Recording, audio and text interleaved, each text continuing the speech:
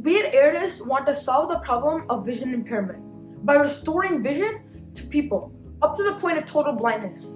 And this product would only be costing only a few $100s. And not only that, we're going to be doing it better than any company on the market today.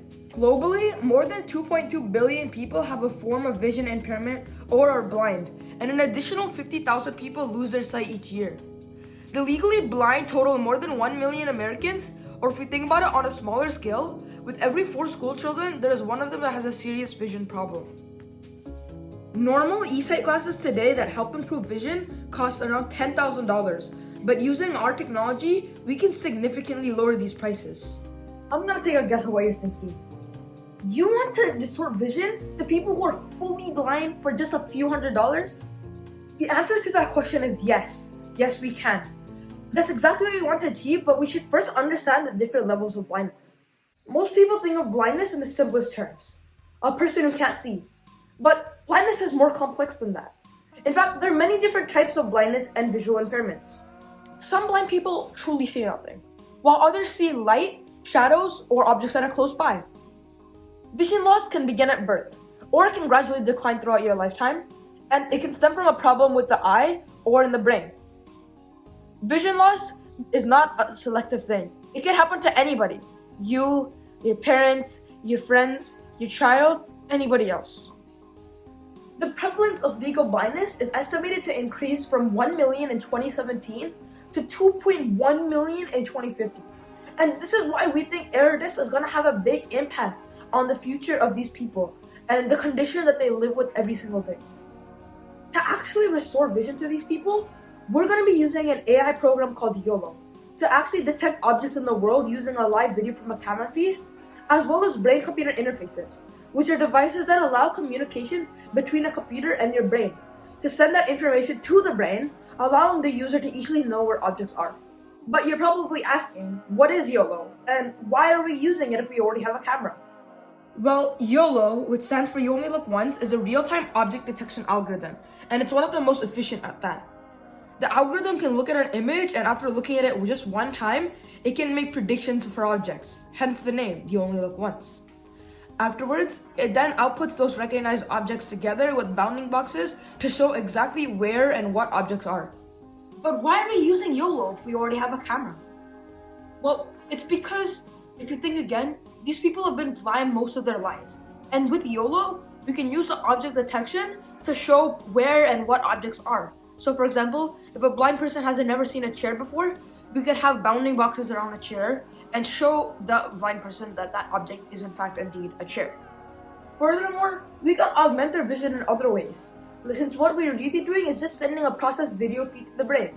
So technically we can create other quality of life measures as well. For example, we could do something like Yolo plus Web API. So essentially using Yolo to detect an object that's in front of you, and then using a Web API to search it up online, allowing you to know exactly what that object is, and a detailed description. And this brings us to the next part of the plan, using brain-computer interfaces to actually send data to the brain. So, what's a brain-computer interface, and how are we going to implement it?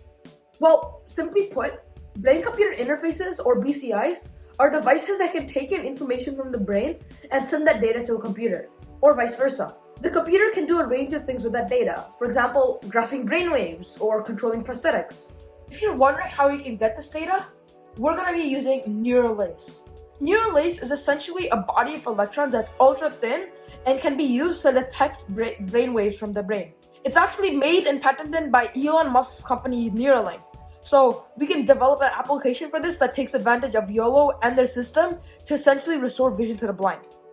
Most of these companies don't even tackle the problem in the brain. Instead, they're only targeting people who have vision impairment. So essentially, people who need special glasses to see. And this process is very inefficient because the information doesn't go directly to the brain. Plus, it can be very bulky and also expensive.